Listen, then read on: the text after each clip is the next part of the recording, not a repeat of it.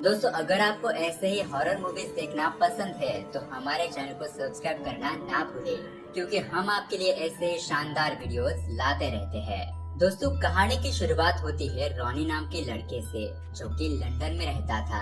Ronnie और उसका दोस्त आदि एक बार के बाहर बात कर रहे थे। रॉनी के पास जॉब नहीं थी और उसे पैसों की सख्त जरूरत भी थी। आदि उससे कहता है कि उसने सारिम के साथ बात की है, वो उसे मदद जरूर करेगा। अब इस बात पर रॉनी थोड़ा परेशान हो जाता है, क्योंकि हाल ही में रॉनी का सारिम के साथ झगड़ा हो गया था। अब वो दोनों उसी बार के अंदर चले जाते हैं। वहाँ पर सारिम भी बैठा था। आदि उन दोनों के बीच का झगड़ा सुलझा देता है। तभी रॉनी की नजर एक लड़की पर पड़ती है, जो कि बहुत ही ज्यादा खूबसूरत थी और पहले ही नजर में वो उससे अट्रैक्ट हो जाता है। उसके बाद वहाँ पर रॉनी की गर्लफ्रेंड भी आ जाती है, लेकिन रॉनी का उसके साथ हाल ही में ब्रेकअप हो गया था। रॉनी उसे भुला नहीं पा रहा था और यहाँ पर उसकी गर्लफ्रेंड प्रियंका एक लड़के के साथ बार में बैठी हुई थी। ये देखकर रॉनी थोड़ा सैड हो जाता है और रॉनी को लगता है कि प्रियंका उसे भूल चुकी है। अब उसका मूड काफी खराब हो जाता है, इसीलिए वो उस पब के बाहर आ जाता है। लेकिन तभी उसे वहीं पर वो लड़की दिखाई देती है, जो उसे बार के अंदर दिखाई दी थी। वो उस लड़की के पास जाता है और उससे थोड़ी बात करने की कोशिश करने लगता है, जहाँ वो लड़की उसे बताती है कि यहाँ पर वो अपनी फ्रेंड के साथ आई थी और उसकी फ्रेंड किसी और के साथ चली गई है। वो यहाँ पर अकेली है और उसके फ्रेंड का कॉल भी नहीं लग रहा। इसी के साथ वो ये भी बताती है कि उसके घर की चाबियां उसके फ्रेंड के पास ही है। जिस पर रॉनी कहता है कि अगर आप चाहे तो मेरे घर चल सकती है और वहाँ पर वेट कर सकती है, क्योंकि अब रात भी हो चुकी थी और लड़कियों के लिए ये जगह ठीक नहीं थी। जिस पर पहले तो वो लड़की मना करती है, लेकिन बाद में वो रॉनी के साथ चलने के लिए तैयार हो जाती है। रॉनी उसे अपना नाम पूछता है तो वो अपना नाम लेल बताती है। अब प्रियंका उन दोनों को बातें करते हुए और जाते हुए देख लेती है। यानी कि दोस्तों, प्रियंका भी रॉनी के प्यार को अभी तक भुला नहीं पाई है। अब वो दोनों रॉनी के घर आ जाते हैं। लेल रॉनी से गर्म पानी पीने के लिए मांगती है, जो कि काफी अजीब था। मतलब जूस नहीं, नॉर्मल पानी नहीं। किसी के घर जाने के बाद सीधा गर्म पानी कौन मांगता है यार। अब वो दोनों थोड़ी बातें करने लगते हैं और रॉनी उससे पूछता है कि वो कहाँ से है, जिस पर लेल कोई जवाब नहीं देती। अब रॉनी उससे पूछता है कि वो यहाँ पर पढ़ाई करने के लिए आई है या फिर किसी काम के सिलसिले में। लेल कहती है कि वो अपना बॉयफ्रेंड नहीं बदल सकी, तो उसने वो जगह ही बदल दी। अब ये भी उसकी बात काफी अजीब थी। दोस्तों, लेल की इस बात से हमें पता चलता है कि लेल का भी अभी अभी ब्रेकअप हुआ था। अब रॉनी भी अपने ब्रेकअप के बारे में उससे बताने लगता है और हम उसके फ्लैशबैक में देखते हैं। यहाँ पर वो और प्रियंका 2 साल से रिलेशनशिप में थे। वो शादी भी करने वाले थे, लेकिन रॉनी उस पर अक्सर शक करता रहता था। रॉनी को लगता था कि प्रियंका अपने पुराने बॉयफ्रेंड को भुला नहीं पाई है। वो अक्सर उससे बातें करती रहती है और अब इसी बात पर उनका ब्रेकअप हो गया था। साथ ही साथ प्रियंका भी इस रिलेशनशिप से काफी थक चुकी थी, क्योंकि रॉनी पैसे कमाने के लिए कोई ढंग का काम भी नहीं करता था और प्रियंका ही उसका खर्चा महीनों तक उठा रही थी। जाते जाते उन दोनों का बहुत ही बड़ा झगड़ा हो जाता है, जिसके बाद प्रियंका घर छोड़कर चली जाती है। अब ये सब बातें बताते हुए रॉनी अपने ही ख्यालों में खो जाता है, लेकिन अगले ही पल में लेल उसे होश में लाती है। उसके बाद लेल अपने घर जाने के लिए निकल जाती है और इस बात से रॉनी को थोड़ा बुरा लगता है। जाते वक्त लेल अपना पर्स रॉनी के घर पर ही भूल जाती है। इसके बाद हम प्रियंका को देखते हैं, जो कि रॉनी को किसी और के साथ देखकर काफी रो रही थी। और दोस्तों, उस बार में प्रियंका अपने दोस्त के साथ ऐसे ही मिलने के लिए गई थी, लेकिन रॉनी उस पर शक करता है, जो कि बिल्कुल ही गलत था। अब यहाँ हम रॉनी को देखते हैं, जो अपने घर पर था। अब उसके साथ अजीब अजीब सी चीजें होने लगती है, जैसे कि घर में हलचल महसूस होना, अजीब अजीब सी आवाजें सुनाई देना।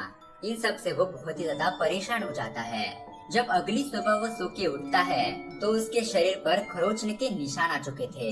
ये देखकर उसे कुछ समझ नहीं आ रहा था। तभी रॉनी को उसे अपने फ्रेंड सारिम का कॉल आता है, जो कि उसे बताता है कि वो आज इंडिया जा रहा है और अगर उसको पैसे चाहिए तो वो एयरपोर्ट पर आकर उससे पैसे ले ले। तभी हम सारिम को देखते हैं, जो कि अचानक से ही डर जाता है, क्योंकि उसे बचपन की यादें थोड़ा डराने लगती है। और वो क्या है और वो क्यों डर रहा था, ये हमें कहानी में आगे पता चलेगा। अब यहाँ पर रॉनी अपने घर से एयरपोर्ट के लिए निकल जाता है, लेकिन जैसे वो कार में बैठता है वो तुरंत ही बेहोश हो जाता है और उसको होश सीधा रात में आता है, जो कि अभी भी कार में ही बैठा हुआ था। उसको समझ नहीं आ रहा था कि ये उसके साथ क्या हो रहा है। तभी उसे आदि का कॉल आता है और वो उसे बताता है कि सारिम तुम्हारा इंतजार करते करते इंडिया चला गया और तुम ठीक तो हो ना। जिस पर रॉनी थोड़ा परेशान होते हुए कहता है हाँ, फिलहाल वो ठीक है।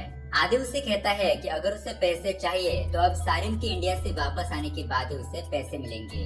दोस्तों, रॉनी के ऊपर लोन वगैरह चल रहा था जिसके ईएमआई के पैसे उसे भरने थे और इसीलिए उसे पैसों की सख्त जरूरत थी। खैर, अब वो अपने घर के अंदर जाने लगता है तो तभी उसे बाहर खड़ी लेल दिखाई देती है जो कि अपना पर्स लेने के लिए वापस आई थी। वो उसे अपने घर के अंदर बुलाता है, लेकिन तभी हम देखते हैं कि उन दोनों पर प्रियंका नजर रख रही थी। अब वो दोनों बैठकर बातें करने लगते हैं। रॉनी अपने रिसेंट एक्सपीरियंस लेल को बताता है। लेल कहती है कि क्या उसे लगता है प्रियंका ने उस पर काला जादू किया है। इस पर रॉनी कहता है कि वो इन बातों पर यकीन नहीं करता। अब वो दोनों थोड़ी और बातें करने लगते हैं और रॉनी लेल की तरफ अट्रैक्ट हो जाता है। वो उसको किस करने लगता है, जिसके बाद वो दोनों ही ऑकवर्ड होते हैं और खुद को संभालते हैं और लेल अपने घर चली जाती है। दोस्तों, उसके बाद हम देखते हैं कि वो दोनों ज्यादा ही मिलने लगते हैं। वो दोनों एक दूसरे को काफी पसंद करने लगे थे और उन दोनों में प्यार हो जाता है। वो दोनों काफी जगह पर घूमते हैं। वो एक दूसरे के साथ काफी खुश थे। लेकिन दोस्तों, अब रॉनी के साथ बुरी चीजें होनी बाकी थी, क्योंकि रॉनी के साथ अब बहुत ही ज्यादा हॉन्टेड चीजें होने लगती है। उसके घर का सामान अपने आप ही हिलने लगता है। जिस ड्रॉवर में प्रियंका का सामान रखा हुआ था, वो ड्रॉवर अपने आप ही खुलने और बंद होने लगता है। इन सब चीजों को देखकर रॉनी को थोड़ा अजीब भी लगता है और वो डर भी जाता है। अब यहाँ पर रॉनी प्रियंका के सामान को घर से बाहर निकाल रहा था और उसे उस सामान के साथ ब्लैक मैजिक की किताब मिलती है। ये देखने के बाद उसे यकीन हो जाता है कि इन सब के पीछे प्रियंका का ही हाथ है। अब वो ये बात कंफर्म करने के लिए प्रियंका को कॉल करता है, लेकिन प्रियंका यहाँ अजीब तरीके से बात करने लगती है। वो फोन कट भी नहीं हो रहा था, जिससे रॉनी काफी डर जाता है। वो अपने घर से बाहर भागता है और उसे अजीब सी आवाजें सुनाई देने लगती है।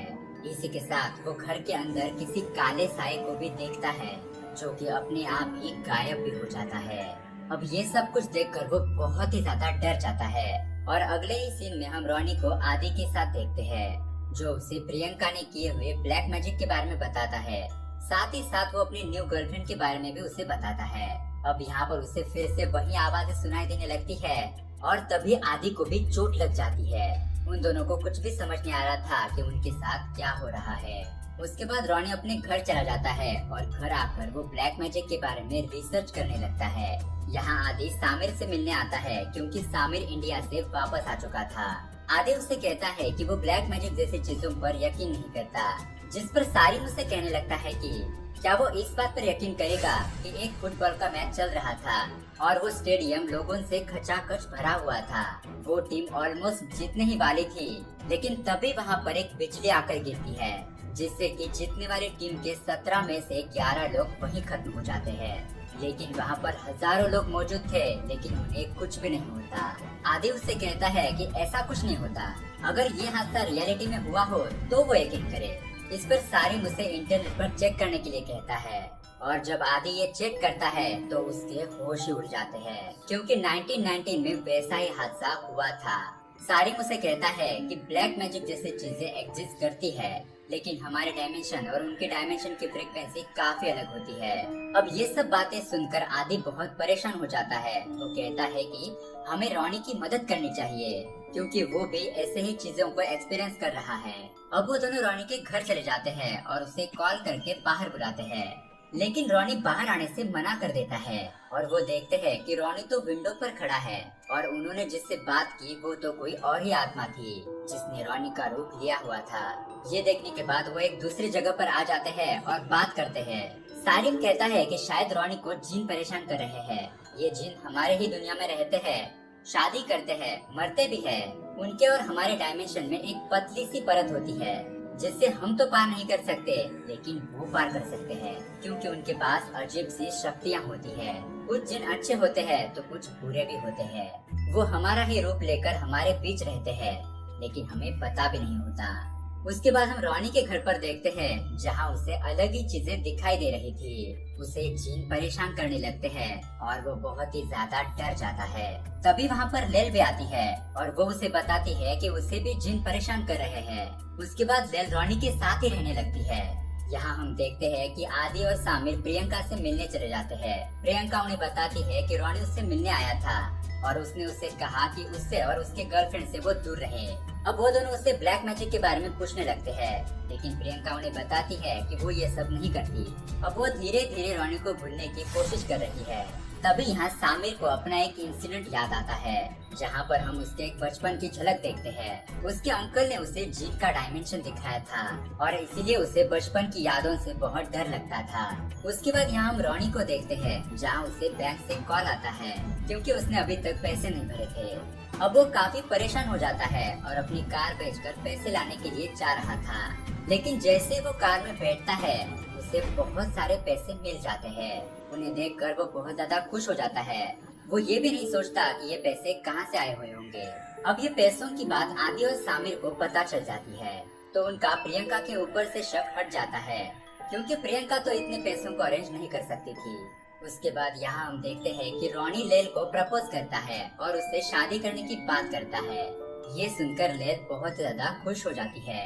यहाँ सारिम रोनी को आदि का एक्सीडेंट हो गया है ऐसा कहकर एक जगह पर मिलने के लिए बुलाता है। रोनी जैसे ही वहाँ पर पहुँचता है तो वो दोनों उसे लेल के बारे में पूछने लगते हैं। वो कहते हैं, क्या उस लेल को तुम्हारे अलावा किसी ने देखा है? क्या तुम्हारे पास उसका फोन नंबर है या फिर घर नंबर? लेकिन दोस्तों रोनी के पास इन सारे सवालों का कोई भी जवाब नहीं था। उसके बाद सारिम उससे पूछता है कि ये सब शुरू कहाँ से हुआ। और दोस्तों यहाँ पर आता है कहानी में बहुत ही बड़ा ट्विस्ट। रोनी कहता है कि ये सब लेल के मिलने के बाद ही शुरू हुआ। मतलब दोस्तों लेल और कोई नहीं बल्कि एक फीमेल जिन थी। वो इंसानों की दुनिया में रहकर प्यार की तलाश में रहती थी और ऐसे ही जिन को आशिक कहा जाता है। जब तक सामने वाला इंसान जिंदा रहता है वो उनके साथ रहते हैं, उसके बाद वो अगले शिकार की तलाश में निकल जाते हैं। अब ये सब बातें सुनकर रोनी को यकीन नहीं हो रहा था कि लेल ही जिन है। वो अपने दोस्तों से कहता है कि मैं कैसे मान लूं कि लेल ही जिन है। उसके दोस्त उसे अलग अलग पवित्र निशान देते हैं और अगर इन चीजों को उसने टच किया तो समझ लेना कि वो तुम्हें परेशान नहीं करेगी, वो बुरी जिन नहीं है। अब रोनी वैसा ही करता है, लेकिन यहाँ पर लेल बड़े ही आसानी से उन सिंबल को छू लेती है। ये देखकर रोनी कहता है कि मेरे दोस्त तो पागल है, वो तुम पर शक कर रहे थे कि तुम एक जिन हो। वो लेल से कहता है कि बस तुम एक बार मेरे दोस्तों के सामने आ जाओ, फिर उनका सारा शक दूर हो जाएगा। लेकिन दोस्तों ये सब बातें सुनकर लेल नाराज हो जाती है। वो कहती है कि उसे उस पर विश्वास नहीं है, लेकिन दोस्तों रोनी उसे किसी तरह मना लेता है और वो अपने दोस्तों को बताने के लिए जा रहा था। तभी रास्ते में उसे वो बार याद आता है जहाँ पर वो लेल से पहली बार मिला था। वो वहाँ जाकर सीसीटीवी फुटेज चेक करता है और फुटेज देखकर उसकी आंखें फटी की फटी रह जाती है, क्योंकि दोस्तों उस फुटेज में लेल कहीं पर भी दिखाई नहीं दे रही थी। और दोस्तों प्रियंका उसका पीछा कर रही थी क्योंकि रोनी अकेले में ही बात कर रहा था। प्रियंका को लग रहा था कि रोनी को ब्रेकअप का बहुत बड़ा सदमा पहुंचा है और इसीलिए वो ऐसा अजीब बर्ताव कर रहा है। तभी वहाँ पर रोनी को वो सीसीटीवी फुटेज वाला घर लौट जाओ ऐसा अजीब तरीके से कहने लगता है। ये देखकर वो वहाँ से भाग जाता है और अपने फ्रेंड आदि और सामिर को कॉल करने लगता है, लेकिन कॉल पर भी लेल ही बात कर रही थी। वो उसे कहती है कि घर वापस आ जाओ वरना मैं तुम्हारे दोस्तों को खत्म कर दूंगी। अब ये सुनकर रोनी घर वापस आ जाता है जहाँ पर उसे लेल अलग अलग रूप में नजर आती है। रोनी उसे कहता है कि वो उसके साथ रहने के लिए तैयार है, बस वो किसी को कुछ ना करे, और वो मान जाती है। लेकिन दोस्तों ये एक रोनी का जाल था। तभी वहाँ पर आदि और सारिम भी आ जाते हैं और वो लेल को बांध देते हैं। लेल चिल्लाने लगती है और उन्हें धमकाने लगती है, लेकिन फिर भी यहाँ सब मिलकर मंत्र पढ़ने लगते हैं, प्रार्थना करने लगते हैं। लेकिन दोस्तों इन सब का लेल पर कोई भी असर नहीं होता। ये देखकर वो बहुत डर जाते हैं। वो उसे बांधकर नीचे आते हैं और कुछ सोचने लगते हैं। तभी रोनी को वो बात याद आती है जब पहली बार लेल उसके घर पर आई थी, तब उसने सिर्फ गर्म पानी पिया था, यानी कि उसे कोल्ड से एलर्जी है। अब वो सब उसे ठंडे पानी में डालने लगते हैं और यहाँ पर हमें इमोशनल सीन देखने को मिलता है। लेल रोनी से कहती है कि मैं तुमसे बहुत प्यार करती हूँ, मुझे इस पानी में मत डालो। ये देखकर रोनी भी थोड़ा इमोशनल हो जाता है, लेकिन फिर भी वो उसे पानी के अंदर डालता है। लेल तड़पने लगती है और तभी उनके घर के बाहर पुलिस आ जाती है। उनके पड़ोसियों ने कॉल करके पुलिस को बुलाया था क्योंकि उनके घर से किसी लड़की की चिल्लाने की आवाज आ रही थी। छानबीन करने पर पुलिस को उनके घर पर कुछ भी नहीं मिलता और पुलिस उन्हें वार्निंग देकर चली जाती है। तभी हम देखते हैं कि लेल वहाँ से गायब हो चुकी थी और यहाँ पर सामिर को उसके अंकल का कॉल आता है क्योंकि उसने अपने अंकल से मदद मांगी थी।